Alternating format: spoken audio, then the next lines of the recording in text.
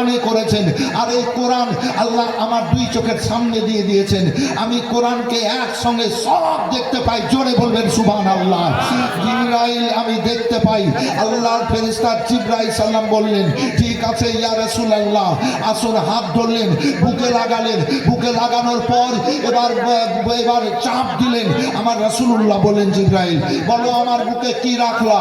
বলে ইয়া রাসূলুল্লাহ আমি 30 পারা কোরআন মাজিদ রাখলাম। জিবরাইল চলো, তবে 30 পারা কোরআন মাজিদ উহুদ পাহাড়ে রাখতা, উহুদ পাহাড় চুরমার হয়ে যেত। তবে জিবরাইল যখন 30 পারা কোরআন মাজিদ তুমি আমার বুকে রাখলা, আমি নবী মুহাম্মদ রাসূলুল্লাহ বলে দিলাম কিয়ামত পর্যন্ত আল্লাহ দুনিয়াতে আমার উম্মতিরা 30 পারা কোরআন মাজিদ মুখস্থ করে বুকে রাখবে আর মুখ দিয়ে প্রকাশ করবে। জোরে বললে হবে। আপনারা হিজখানা করেছেন না? দুনিয়ার কোন বইয়ের হাফিজ নেই, কোন কেতাবের হাফিজ নেই, কোন কেতাবের হাফিজ নেই। আসমানি কেতাব তো আরো আছে, হাফিজ নেই।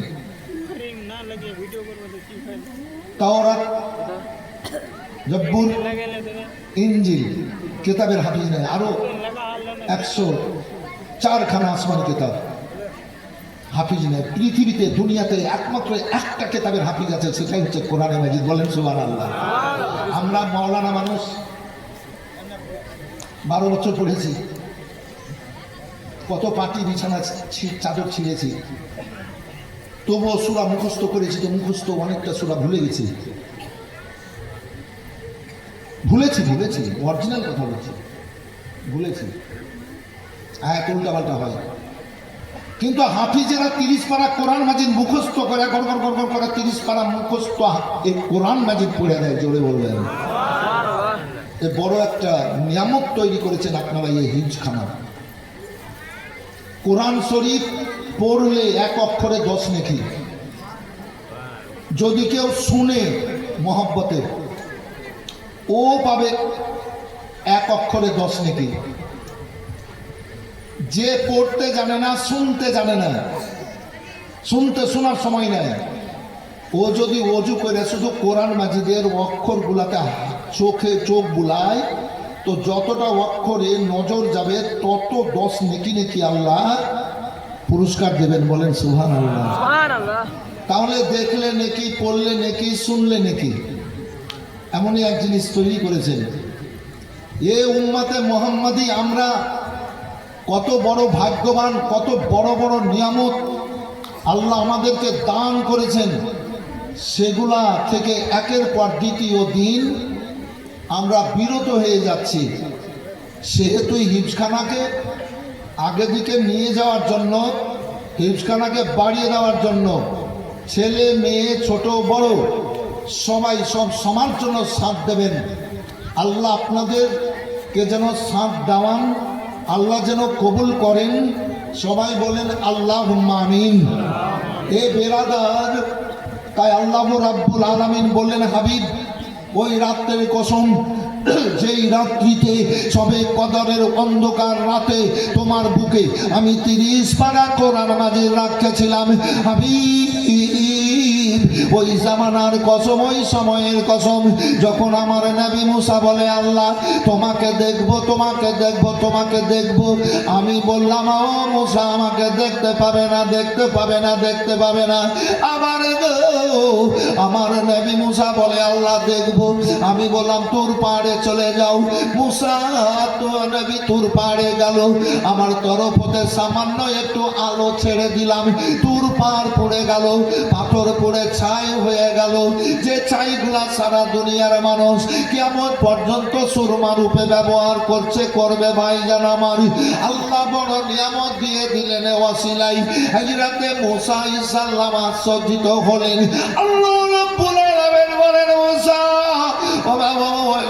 আল্লাহ রাব্বুল আলামিন বলেন, হাবিব ওই সময়ের কসম, জামানার কসম, আল্লাহ আখিরাত খায়রুল লাকা মিনাল উলা, প্রথম থেকে যত পরক্ষণ আসবে তত ভালো। ওয়ালা সাওফা ইউতিকা রাব্বুকা ফাতারদা, তোমার রব, তোমার আল্লাহ তোমাকে এত দেবে তুমি রাজি হয়ে যাবা। আল্লাহু আকবার, আল্লাহু আকবার। আল্লাহর হাবিব সাল্লাল্লাহু আলাইহি সাল্লাম উম্মতিদের ব্যথা বেদনাকে সামনে রেখে দুই চোখ মোবারকের পানি ফেলতেছেন। আমার রাব্বুল আলামিন বলেন, হাবিব এত মনে দুঃখ নিয়ে কেন কান্দো? আল্লাহ তুমি আমার মনের সব খবর জানো, আমার মনের সব খবর জানো। এ বেরাদারি বলে বলো হাবিব বলো। এবার রাসূলুল্লাহ বলেন, রাব্বুল আলামিন আমার আদি পিতা ইব্রাহিম আলাইহিস সালামকে তুমি হুকুম দিয়েছিলে, ইব্রাহিম তুমি জানের পেয়ারা আল্লাহর পথে কুরবানি করো। আচ্ছা, কেটে কেটে কথা বলছে, আমি সুর করে বক্তব্য রাখি, অনেক রকম ভাবে আমি বক্তব্য রাখতে পারি, আল্লাহ রাখান। তো এইভাবে কিছুক্ষণ বলবো না সুর করে বলবো? একটু বলেন। সুর করে বলবো? সবাই বলবো সুর করে বলবো ভাই?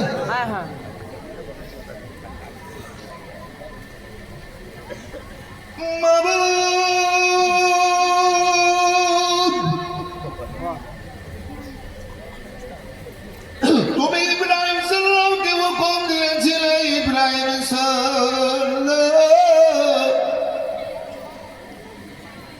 তুমি জানের পেয়ারা আল্লাহর পথে কোরবানি করো।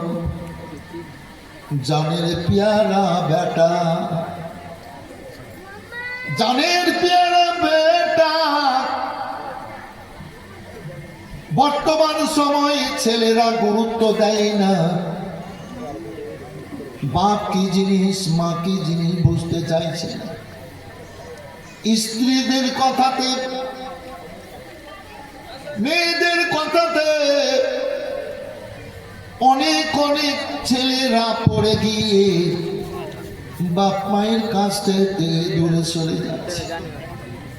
তবে একটা কথা বলি, মেয়ে মাতাব্বরি সংসারে কোনোদিন শান্তি আসবে না। মেয়ে মাতাব্বরি করে, মেয়ে আমল দেখে দেখে ছেলে মেয়েদের পরিচালনা করে। ও বিরাদার, বাপের কথা মোতাবেক চলতে দেয় না। মেয়ে মাতাব্বর মেয়েটা নিজের সিদ্ধান্তে স্বামীকে পরিচালনা করে, এটাকে বলে মেয়ে মাতাব্বরি সংসার। যে সংসারে মেয়ে মাতাব্বর হবে সেই সংসারে কোনোদিন রহমত বর্ষণ হবে না। যেই সংসারে মেয়ে মাতাব্বরি করে পরিচালনা করবে ওই সংসারে শান্তির বাতাস আসবে না এবং বেইজ্জতি হবে। ইজ্জত বলে কোনো জিনিস থাকবে না। ও ইজ্জত বেইজ্জত ভাবে না ভাইজান আমার, এই মেয়েদের থেকে সাবধান থাকবেন মায়েরা গো।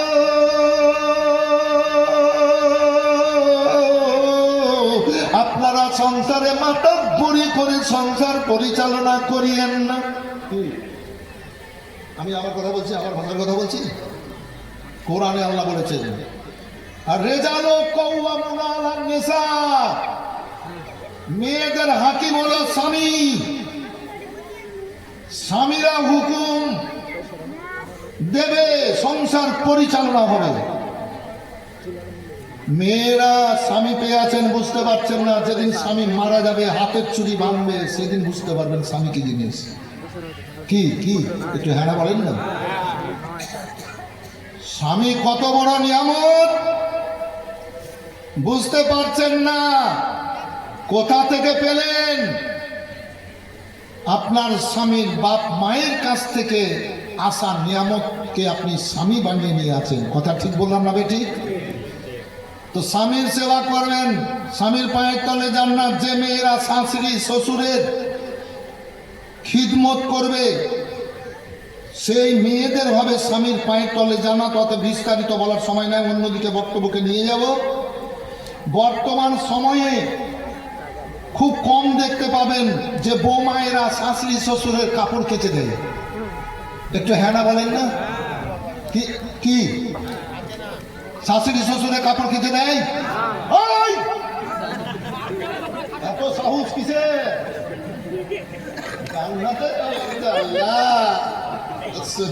জান্নাতে যাওয়ার লেগে কিছু কাজ করতে হয়। শাশুড়ি শ্বশুরকে ভালো খাবারগুলা তৈরি করে আগে দেয়নি। এই বাবু, এইগুলো দরকার। আমি বক্তব্য করছি 37 বছর থেকে স্টেজে, বলতে দেন। এই বক্তব্যগুলো স্টেজ থেকে উঠে গেছে বলে আজ সমাজ খারাপিতে পড়ে গেছে। আজ আলেমেরা এইসব বক্তব্য স্টেজে রাখেনি। জি হ্যাঁ, এইসব বক্তব্য প্রতিটা স্টেজে প্রত্যেকজন আলেমকে করতে হয়। মানুষের মনের মধ্যে ভয় ঢুকবে। কথা হলো বেরার, ভালো ভালো খাবার স্বামী বাপকে খাওয়াবেন, কাপড় চোপড় পরাবেন। যারা শাশুড়ি শ্বশুরের পূর্ণ সম্মান করবেন, ওই মেয়েদের হবে স্বামীর পায়ের তলে জান্নাত। বলেন সুবহানাল্লাহ। এইবার বলি, আমি গল্প বলছি না, আমি কোরআন পাকের আয়াত বলছি। এবার একটা বলেছি আর একটা,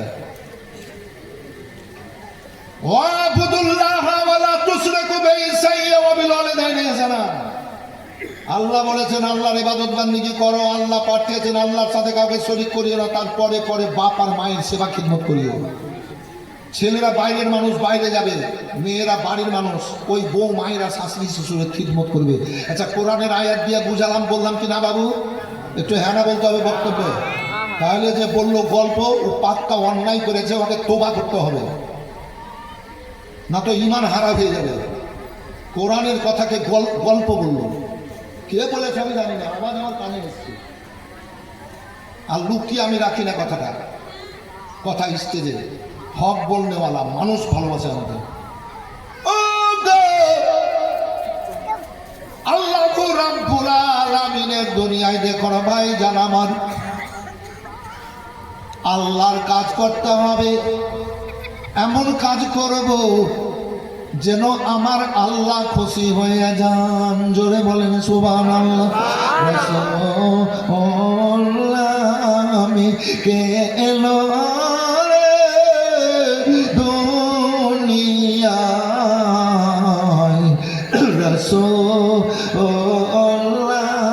আমি ওরে গলেতে যার তসবির মালা, রে গলেতে যার তসবির মালা, কে চলে ওই কামলি ওয়ালা রে। হাইরে আমার বুকের দরগা তলা, হাইরে সবার বুকের দরগা তলা, তারে ডেকে নিয়ে আয় রাসূল আমি। হাইরে আরশের ওই আলোকে রে, হাইরে আরশের ওই আলোকে রে, কে আনিল দুনিয়ায় রাসূল আমি। হাইরে দেখে নাই শোনেছি কানে, হাইরে দেখে নাই শোনেছি কানে, মানুষের না সই মানুষের ব্যথা রে। হাইরে এমন দরদির কথা শোনে পরাণ জোড়ায় রাসূল আমি। আল্লাহ রাব্বুল আলামিনের হাবিব সাল্লাল্লাহু আলাইহি ওয়াসাল্লাম একদিন খুতবাতে যাচ্ছেন, মিম্বারে চাপছেন। ভাইজান আমার, এক কদম রাখলেন, রাসূলুল্লাহ বললেন আমিন। দ্বিতীয় কদম রাখলেন, বললেন আমিন। তৃতীয় কদম রাখলেন, বললেন আমিন। এবার কাজ শেষ হয়ে গেল। সাহাবীরা বলেন ইয়া রাসূলুল্লাহ, আল্লাহর হাবিব গো কোনোদিন আমিন বলতে দেখিনি, আজ মেম্বারে যখন চাপতে গেলেন তখন 3 কদমে 3 বার আমিন বললেন। ব্যাপারে খানা কি? আমার আল্লাহ আমার রাসূলুল্লাহ বললেন, শোনো, যখন আমি প্রথম কদম রাখলাম আমার আল্লাহ বললেন, জিবরাইল যাও আমার হাবিবকে খবরখানা বলে দাও, আমার বান্দা বান্দিকে আমার হাবিব উম্মতিদের জানিয়ে দেবে কি বলে আল্লাহর ফেরেশতা সাল্লাম প্রথমবার বললেন, আল্লাহর রাসূল গো ওই ব্যক্তিরা ধ্বংস হোক যারা নবীর নাম শুনে দরুদ পড়বে না, ছোট্ট দরুদখানা পড়ে নিয়েও আকাদা করবেন সাল্লাল্লাহু আলাইহি ওয়াসাল্লাম। 1 নম্বর হলো দ্বিতীয়বার পা রাখলেন আল্লাহর ফেরেশতাকে আল্লাহ বললেন, যাও জিবরিল বলে দাও ওই ব্যক্তিরা আল্লাহ দুনিয়ায় ধ্বংস হোক যে ব্যক্তিরা বাপ মাকে পেয়ে বাপ মায়ের কদর করবে না, বাপ মাকে মর্যাদা দেবে না, ওই ব্যক্তিরা ধ্বংস হোক। দেখুন ভাইজান আমার, এ আল্লাহ রাসূল আবার বলেন 3 নম্বরে যখন পা দিলাম 3 কদম, আল্লাহ বললেন, জিবরাইল যাও আমার হাবিবকে কথা কানা শুনিয়ে দাও। বলে কি ইয়া রাসূলুল্লাহ? জিবরাইল সাল্লাম বললেন, আল্লাহ রাসূল গো ওই ব্যক্তিরা ধ্বংস হোক যারা রমজান মাসকে পেল আর রমজান মাস পাওয়ার পর এই রমজান মাসকে সম্মান দিল না, কদর করলো না। 3 প্রকার ব্যক্তির জন্য আল্লাহ ধ্বংসের কথা বলেছেন। জিবরাইল সাল্লামকে দিয়ে খবর আমার রাসূলুল্লাহকে দিয়ে বলিয়ে দিয়েছেন। চলো রে গো, আমার রাসূলুল্লাহ বলেন, মাবুদ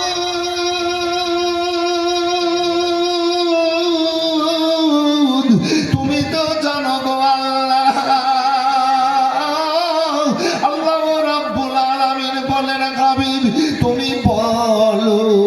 বলে রাব্বুল আলামিন, তুমি ইব্রাহিম সাল্লামকে বলেছিলে জানের পেয়ারা কুরবানি করো, জানের পেয়ারা বেটা। আচ্ছা, বক্তব্যকে এইখান থেকে টেনেছে কিনা বাবু? একটু হ্যাঁ না বলেন বুঝানোর জন্য। যত কথা বললাম বেটা, জানের পেয়ারা বাপেদের। আর বর্তমান সময়ে অনেক জায়গাতে অনেক ছেলেদের মা বাপ মাথার বোঝা হয়ে গেছে। কি এই মুসলমান কত ঝোলা নিয়ে বুড়ি বুড়ি মানুষ, বুড়ো বুড়ো মানুষকে দেখবেন ট্রেনে বাসে রাস্তাঘাটে বাজারে, কি ঠিক না? কেন আমার বেটা নাই, আমার জামাই নাই? কথাটা সত্য বললাম নাকি? জামাই বেটা নাই কেন? যে মায়ের পায়ের তলে জান্নাত। 5,000 কি নাম তোমার? হ্যাঁ, মা পেয়ারা ব্যক্তি মায়ের কথা বলতে 5,000 টাকা দিয়ে দিয়েছে। মাশাআল্লাহ। কি নাম তোমার? আব্দুর রাশিদ। 5,000 টাকা। এইগুলো লিখতে হবে না, এই নগদ লিখবেন না। 5,000 দিয়েছেন। মাশাআল্লাহ, জাযাকাল্লাহ, জাযাকাল্লাহ খাইর। আল্লাহু আকবার।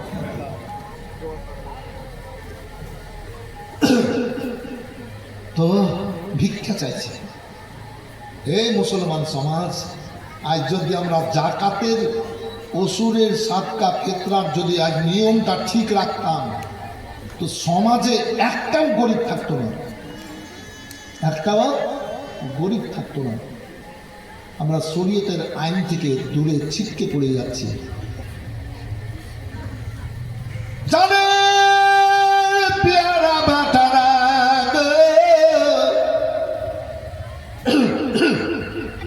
আইরাতে ইব্রাহিম সাল্লাম বেটাদের মধ্যে ইসমাইল সাল্লামকে বেশি ভালোবাসতেন।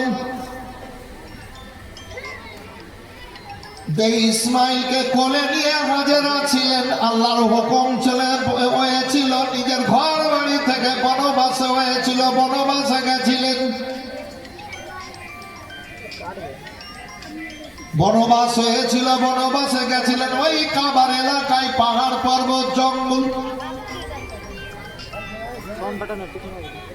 যেই জায়গাতে ওই কাবাতে ইসমাইল সাল্লামকে রেখেছিলেন সহিয়েছিলেন বেরাদার পাথরে। এবার তিনার গুল্লার দ্বারাই জমজমের কুয়া আল্লাহ উদ্ধার হযরতে হাজরা রাদিয়াল্লাহু তাআলা আনহা সাফা মারওয়া এবার দৌড়াদৌড়ি করেছিলেন। এ বেরাদার, এজন্য হাজিরাকে সাফা মারওয়া দৌড়াতে হয়, মেয়েদেরকে দৌড়াতে হয় না। মেয়েদের জন্য দৌড়িয়ে নিয়েছেন হযরতে হাজেরা। ও বেরাদারি, এই যে ইসলামের নিদর্শন, আমার বলার উদ্দেশ্যটা এটাই। ঈসা আলাইহিসসালামের পদস্পর্শে জমজমের পানি আল্লাহ দুনিয়ায় নিয়ামত দিয়ে রেখেছেন। ও বেরাদার, হযরত ইব্রাহিম সালাম ইসমাইলকে কুরবানি করতে নিয়ে গেছিলেন। হযরত ইসমাইল সালাম কে কুরবানি করতে নিয়ে যাচ্ছিলেন। এবার শয়তান তিন জায়গাতে বাধা দিয়েছিল। ইসমাইল, তোমার আব্বা তোমাকে জমা করবে, কুরবানি করবে বলে বাপ বেটাকে কুরবানি করতে পারে না। ধর শয়তান এ বিরাদার বাধা দিয়েছিল এক দুই করে তিন জায়গায়, কিন্তু শয়তান বাধা দিয়ে পারেনি। বাপ বেটাকে কাটবে, তোর কেন এত আপত্তি? হযরত ইসমাঈল সাল্লাম বলেন, আব্বা জান, আল্লাহকে খুশি করার জন্য আমাকে কুরবানি করে দেন আব্বা। আমি দুঃখিত নই, আমি খুশি আছি। ও ইব্রাহিম সাল্লাম বেটা ইসমাঈলকে কুরবানি করতে নিয়ে গেছিলেন। আল্লাহু আকবার, ইসমাঈলকে আল্লাহ কুরবানি কবুল করেননি গো। জান্নাত থেকে দুম্বা পাঠিয়ে কুরবানি কবুল করেছিলেন। সুবহানাল্লাহ।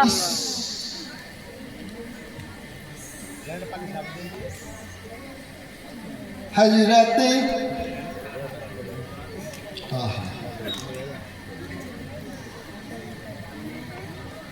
ইসমাঈল সাল্লামের পদস্পর্শ থেকে পানি 4.5 থেকে 5 বছর বন্ধ হয়ে গেছিল। সারা দুনিয়ার মানুষ জমজমের পানি উদ্ধার করতে পারেনি। এ বিরাদার, সারা দুনিয়ার শক্তি খরণ হয়েছিল আব্দুল মুত্তালিবের পেশানিতে। আমার রাসূলুল্লাহ সেখান থেকে চলে গেছে আব্দুল্লাহর পেশানিতে। এ বিরাদার, আব্দুল মুত্তালিব একদিন শুয়ে আছেন, আওয়াজ আসছে, আব্দুল মুত্তালিব শোনো শোনো, জমজমের কুয়া তুমি উদ্ধার করে নাও। বলে,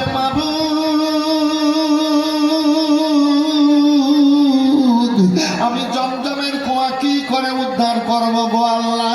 বলে, একটা ইবলিস জন্তুর রক্ত একটা কাক ঠোঁটে নিয়ে যাবে, আর যে জায়গাতে রক্তটা ফেলবে সেটাই হবে জমজম কুয়ার জায়গা। 13 ছেলে, কোন রাবি বলে 11 জন, 10 জন বেঁচে ছিল ভাইয়ার আমার। ও আব্দুল মুত্তালিব বড় বেটা হারেসকে বললেন, চলো জমজমের কুয়া উদ্ধার হবে, জমজমের কুয়া উদ্ধার হবে। জমজমের পানি আবার দ্বিতীয়বারে এ দুনিয়ায় সুপরিচিত হবে। এবার চলছেন আর ওয়াদা করে নিলেন মনে মনে, দ্বিতীয়বার যদি জমজমের কুয়াটা আমার দ্বারা উদ্ধার হয়ে যায়, সুপরিচিত হয়, আমি জানের পেয়ারা আল্লাহর পথে কুরবানি করব। হে বিরাদার, জানের পেয়ারা বেটারা, দেখুন গো, এবার আব্দুল মুত্তালিব প্রথম দিন কাজ করলেন, কুয়া বেরিয়ে আসলো না। দ্বিতীয় দিন করলেন, কুয়া বেরোলো না। তৃতীয় দিনে জমজমের কুয়া থেকে পানি বেরোলো। এই জমজমের পানি, আল্লাহু আকবার, আল্লাহু আকবার, সারাটা মক্কা মরুভূমির পানি, কোন জায়গার টিকা, কোন জায়গার লবণাক্ত, সুন্দর মিষ্টি পানি নয় ভাইজান আমার। আল্লাহু আকবার, আল্লাহু আকবার। এবার ওই মক্কা দেশে একখানা পানি, সেই পানি হলো জমজম পানি। এত সুন্দর স্বাদ, এত মিষ্টি, যেই পানির মতো স্বাদ আর দুনিয়াতে কোনো পানিতে নেই।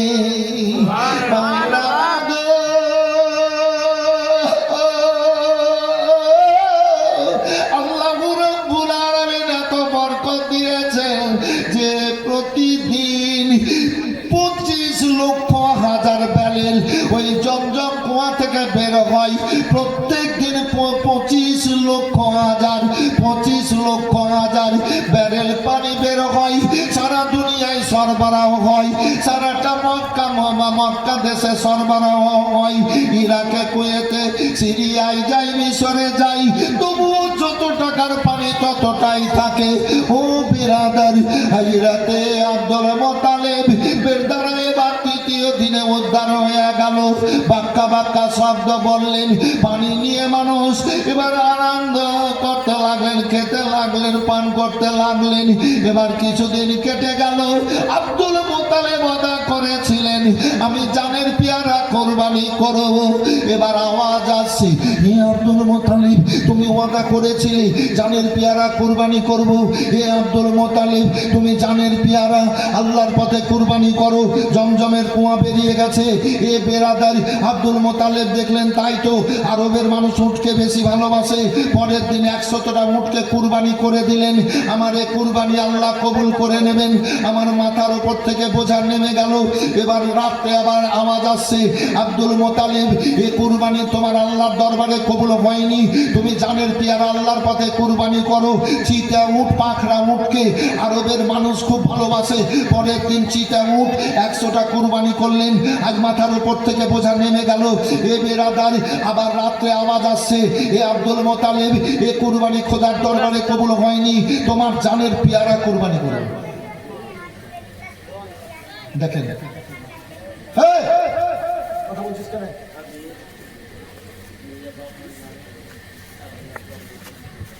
500 টাকা পাবলি দেবে, খাবি, দেবে, সব দেবে, খাবি 500 টাকায় খাবি। ওই তো বলছি তো, খাবিনি বলছি তো। মাদ্রাসা পাড়া খাবি। জানের পেয়ারা, বেটারা 10 বেটা বেঁচে আছে। বাপের এক কথায়, বাপের জানের পেয়ারা বেটারা, নাকি বাবু? ছেলে। ওই বাপ মায়েদের সাথে যদি বেটারা বেঈমানি করে তো আল্লাহ খুশি হবে না নারাজ? বাপ মাকে কষ্ট দিয়ে এতখানি লাফালাফি আল্লাহ দুনিয়াতে অনেকে। কোন বেটাকে কুরবানি করবো? 10খানা বেটা রয়েছে। ইহুদি পণ্ডিত নাস্তুরকে ডাকা হলো। ইহুদি পণ্ডিত নাস্তুর দাউলিয়াতের ভাষার কথা বলল, আব্দুল মুত্তালিব, শোনো শোনো, তোমার 10টা বেটার নামে কুরবানি, তোমরা লটারি করো, কে কুরবানি হবে লটারিতে বলবে। আমি তাওরাতের ভাষার কথা বলছি। এ বেরাদারি, এবার 10টা বেটার কে দিয়ে লটারি করলো, আব্দুল্লাহর নাম উঠে গেল। ও বেরাদার, আব্দুল্লাহ নাম উঠে গেল। নূরে মুহাম্মদ সাল্লাম আব্দুল্লাহর পেছানিতে আছেন। তাই তো এবার আব্দুল্লাহকে কুরবানি করতে হবে। ওই 9 ছেলে বেঁচে গেল। আব্দুল্লাহকে গোসল দিয়ে কাপড় পরিয়ে কুরবানি দেওয়ার জন্য নিয়ে যাচ্ছেন ওয়াদা মোতাবিক। আব্বা গো, আপনি কেন কান্দেন বেটা? জমজম পানির ব্যাপারে আমি আল্লাহর সাথে ওয়াদা করেছিলাম, মাবুদ, দ্বিতীয়বারে যদি জমজম উদ্ধার হয়, আমি জানের পেয়ারা তোমার রাস্তায় কোরবানি করো। বেটা, আমার জীবনে সবচাইতে প্রিয় তুমি আমার বেটা। বলে, আব্বা জান, দুঃখ করেন না, কষ্ট নিয়েন না, আল্লাহকে খুশি করার জন্য শুধু আমি আব্দুল্লাহ কেন, 10টা বেটার যদি খবর হয় 10টাকে কুরবানি করে দিয়ে 5000 দিয়েছে। কে? আব্দুল রশিদ নাজিরপুর বাড়ি। আরেকজন বলেন তো 5000 দেব? নিজের বেটাকে কুরবানি করতে নিয়ে যাচ্ছে আল্লাহকে খুশি করার জন্য। বলেন তো বাবু, এখন থাকলে দেন, না থাকলে যে দেবেন বলবেন মাদ্রাসার জন্য, হিপসখানার জন্য। এই তো আর একটা না রে, মধ্যে মধ্যে বক্তব্য হবে, আর মধ্যে মধ্যে আজকে খুব মারাত্মক বক্তব্য হবে। তবে আমি একটু মা চেঁচাচ্ছিলেন তো, একটু ধমক দিয়েছি, ক্ষমা করে দিয়েন। তবে মনে করিয়েন যে মৌলানা সাহেব যেটা বলেছে ঠিক বলেছি। কেন? মানুষ অন্যায় করলে যদি গুনাহ হয়ে যায়, সেখান থেকে সরানোর জন্য যে আমাকে চেষ্টা করতে হবে। মা মেয়েদের মনে দুঃখ দিতে নাই। রাসূলুল্লাহ মেয়েদেরকে নমাজ আর খুশবু খুব ভালোবাসতেন। ছেলেদের সৃষ্টি জন্ম জান্নাতের বাইরে, আর মেয়েদের জন্ম সৃষ্টি জান্নাতের ভিতরে। তুমি তো একবার দিলা যে আবার 5,000। বাহ, কি নাম? আব্দুল রাশিদ 10,000 দিয়ে। নারে তাকবীর, নারে রিসালাত। আব্দুল রাশিদ সাহেব আরো 5,000 দিয়ে 10,000 টাকার দাতা। মাশাআল্লাহ, জাযাকাল্লাহ। এই ভিতরে বলিয়েন না, এই সব বাইরে রাখেন, ওইটা বের করেন, ওগুলো বের করেন। আর একজনকেও বলবেন 5,000, এবার 2 জনকে বলতে হয় 5,000 করে।